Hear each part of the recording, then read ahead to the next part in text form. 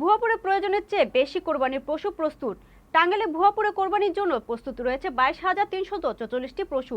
উপজেলায় কোরবানির জন্য পশুর চাহিদা রয়েছে 13,890টি। স্থানীয় চাহিদা মিটেও 8,490টি পশু অবশিষ্ট থাকবে, যা ঢাকা সহ আশপাশের উপজেলা ও জেলার পশুর হাটগুলোতে সরবরাহ করা হবে বলে জানান স্থানীয় প্রাণী সম্পদ বিভাগ।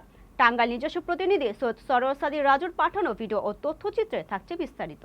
আসন্ন পবিত্র ঈদুল আজহা উপলক্ষে টাঙ্গাইলের ভুয়াপুরে কোরবানির জন্য পর্যাপ্ত পশু প্রস্তুত রয়েছে। ইতিমধ্যে স্থানীয় পশুর হাটগুলোতে কোরবানির পশু বিক্রি শুরু হয়েছে। উপজেলার খামারিরা শেষ মুহূর্তের গরু মোটা তাজাকরণের ব্যস্ত সময় পার করছেন। গোখাদ্যের দাম বেশি থাকায় খামারের গরুর সংখ্যা কমিয়ে দিয়েছে খামারিরা। তবে বর্তমানে খৈল, ভুসি, খড়, সবুজ ঘাস, ভুট্টা ও ছোলা সহ সম্পূর্ণ প্রাকৃতিক খাবারের মাধ্যমে কোরবানির পশুগুলো লালন পালন করছেন স্থানীয় গো খামারেরা। এইসব খামারে দেশীয় গরু, ইন্ডিয়ান বলদ, ষাঁড়, ফ্রিজিয়ান, নেপালিয়ান, ভুটানিয়ান সহ নানা জাতের গরু মোটা তাজা করা হচ্ছে। এইসব খামারে কাজ করে জীবিকা নির্বাহ করছেন তারা। এখান থেকে উপার্জিত টাকায় চলছে তাদের সংসার। বাহির দেশ থেকে গরু না আসলে এবং দাম ভালো পেলে লাভবান হবে বলে মনে করছেন প্রান্তিক গো খামারিরা।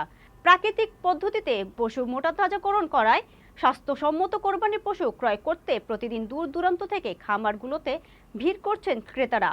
খামারিদের লাভবান হওয়ার জন্য চিকিৎসা সেবা সহ সব ধরনের পরামর্শ দিয়ে যাচ্ছেন বলে জানান উপজেলা প্রাণী সম্পদ কর্মকর্তা। চিকিৎসা সেবা থেকে শুরু করে সমস্ত প্রয়োজনীয় পরামর্শ আমাদের প্রাণী সম্পদ দপ্তর থেকে আমরা অব্যাহত রেখেছি এবং আমরা আশা করতেছি সামনে কোরবানি ঈদে খামারিরা এই গরু লালন পালন করে বিক্রি করে তারা লাভবান হতে পারবে।